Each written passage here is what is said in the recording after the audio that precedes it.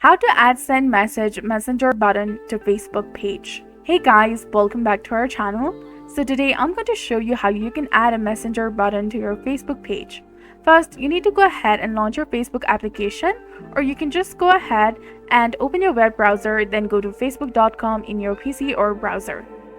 Then switch your Facebook account to your Facebook page. Go to your Facebook profile page. Now once you're here, tap on the three dots that is in the right hand side of the screen below the advertise option. Tap on that. Now you will see the option of add action button that is between view as and search. Tap on that. In this page, you will get to choose an option and tell people how to engage with you by customizing the action button at the top of your page. So hover your mouse to get people to contact you in the bottom, and there you will see three different options of send message, send WhatsApp message, and call now. Select send message, which will allow others to start chats on Facebook Messenger.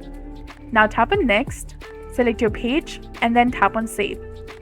So that's how you can go ahead and add a send message button in your Facebook page. So if you found this guide helpful, please like, share, and subscribe.